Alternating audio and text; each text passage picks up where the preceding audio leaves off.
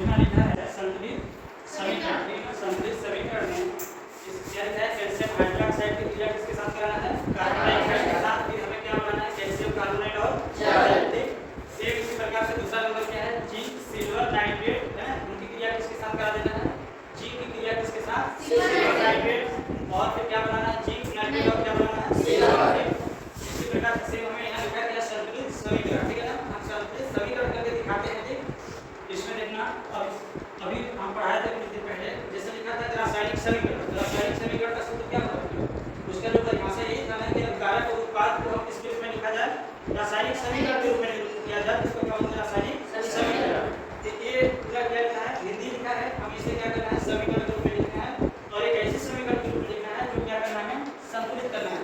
It means कह सकते हैं कि बैलेंसियन बेसिस केमिकल इक्वेशन, ठीक। यहाँ पे जो है दिया है आंसर में हम इसको लिखेंगे, जो फर्स्ट आंसर होगा, ठीक है ना, कैल्शियम हाइड्रोक्साइड। कैल्शियम हाइड्रोक्साइड का सूत्र क्या होता है, Ca और OH का क्या होता है, होल वाइट, ठीक है ना। एंड दूसरा क्या है, हमें किसके साथ कराना है, कार्बन डाइऑक्साइड, इसका सूत्र क्या होता है, CO2, ठीक है ना। और इसके बाद हमें बनाना क्या है, आज हमें बनाना है कैल्शियम कार्बोनेट, ठीक है ना। कैल्शियम कार्बोनेट का क्या सूत्र होता है, CaCO3, यहाँ पे लिख देना है CaCO3, ठीक है ना। और हमें क्या बनाना है, जल, क्या बनाना है, जल, है ना। यहाँ पे जल का सूत्र क्या होता है, H2O, ठीक है ना। इसमें जो भी लिखा गया है, जैसे भी लिखा गया है, इसमें किसी भी प्रकार की कोई गलती नहीं करना है, ठीक है ना। और दूसरा कौन सा आता है, दूसरा है जिंक की क्रिया किसके साथ कराना है, जिंक है, जिंक की क्रिया किसके साथ, सिल्वर के साथ, सिल्वर नाइट्रेट। तो सिल्वर का सूत्र क्या होता है, Ag, और नाइट्रेट का क्या होता है, Na, ठीक है ना। इतना हो गया। इसके बाद हमें क्या बनाना है, जिंक नाइट्रेट बनाना है। ये वाला जो जिंक है इसके साथ आकर जुड़ जाएगा, नाइट्रेट के साथ से यहाँ हो जाएगा जिंक, है ना, और NO3, इस प्रकार से हुआ। दूसरा है, उसके बाद फिर क्या बनाना है, लास्ट में सिल्वर। यहाँ पे दिख रहा होगा जो जिंक है वो आकर सीधे कहाँ जुड़ गया, नाइट्रेट के साथ जुड़ा, तो क्या बन गया, जिंक कहाँ चला गया, सिल्वर कहाँ चला गया, बाहर चला गया। कहने का मतलब ये है जो जिंक है वो कहाँ जुड़ा, नाइट्रेट के साथ जुड़ा, ठीक, और सिल्वर बाहर है, इस प्रकार से, ठीक है ना। और तीसरा क्वेश्चन है, तीसरा है यहाँ पे क्या, बेरियम, ठीक है ना। तो बेरियम क्लोराइड का सूत्र क्या होगा, बेरियम नहीं होगा, बेरियम क्लोराइड, ठीक है ना। यहाँ पे लिखा है ना बेरियम क्लोराइड। बेरियम क्लोराइड का सूत्र होता है BaCl2, ठीक है ना। अब यहाँ पे Cl2 क्यों लिखा गया है, क्योंकि बेरियम की वैल्यू से वो कितना आ जाते हैं, 2 होती है, इस वजह से बताया था ना, ये पूरा करके। और दूसरा क्या लिखा है यहाँ पे, कॉपर क्लोराइड, ठीक है। तो कॉपर का सूत्र क्या होता है, Cu, और क्लोराइड का क्या हो जाता है, Cl, ठीक है ना।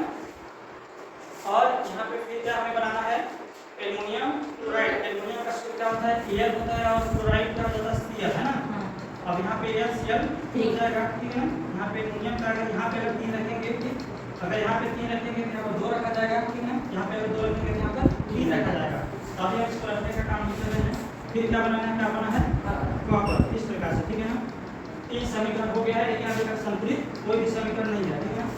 और जो यहाँ पे चौथा है, चौथा क्या है, बेरियम क्लोराइड। क्या लिखा गया है, बेरियम क्लोराइड, ऊपर बना हो गया है एल्युमिनियम क्लोराइड, ठीक है, एल्युमिनियम कॉपर था, ठीक है ना। चौथा का ही देख लेते हैं। यहाँ पे क्या है, बेरियम क्लोराइड, ठीक है ना। बेरियम क्लोराइड हो गया BaCl2। इसके बाद क्या लिखा गया है, पोटेशियम सल्फेट बनाना है, ठीक है। पोटेशियम का सूत्र क्या हो जाता है, K होता है, और सल्फेट का क्या होता है, SO4, ठीक है ना। इसके बाद फिर हमें क्या बनेगा, क्रिया करने के बाद बेरियम सल्फेट। यहाँ का ये जो बेरियम है कहाँ चला जाएगा, सीधा सल्फेट के साथ जुड़ जाएगा, क्या हो जाएगा, BaSO4। और आगे क्या बन जाएगा, पोटेशियम क्लोराइड, ठीक है ना। यहाँ पे Cl बचा है, और यहाँ पे क्या है, K है। यहाँ से निकल के क्या बन जाता है, KCl, है ना। इतना माना है, कितने समीकरण टोटल हो गया, 4 ना।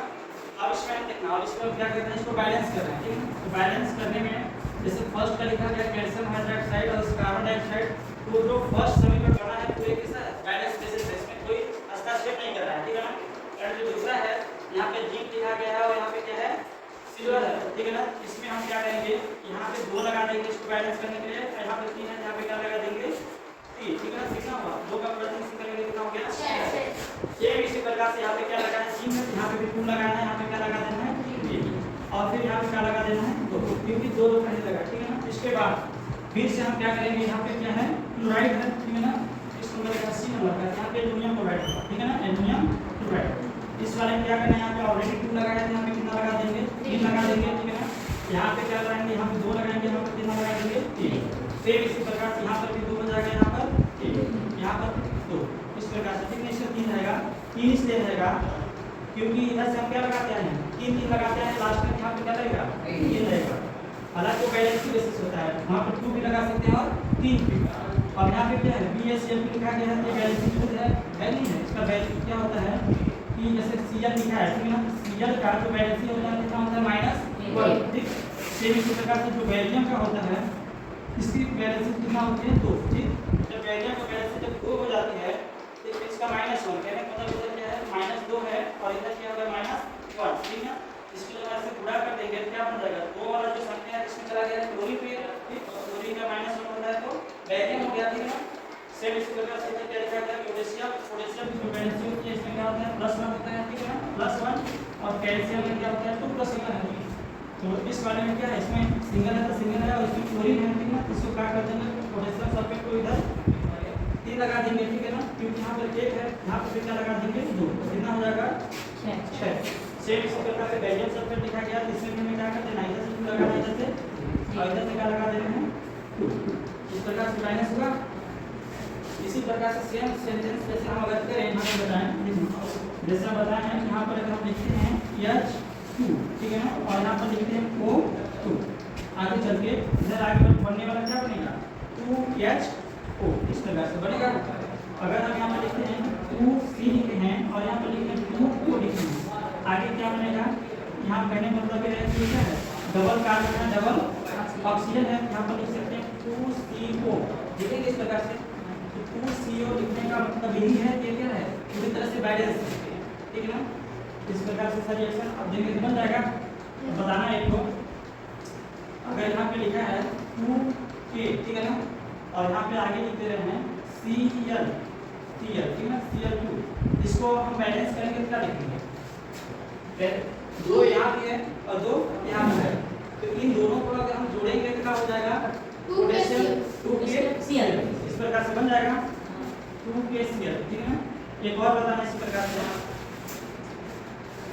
अगर यहाँ पे हम लिखें 2H है ना, 2H और यहाँ पे लिखें O2, इसका क्या होगा 2HO,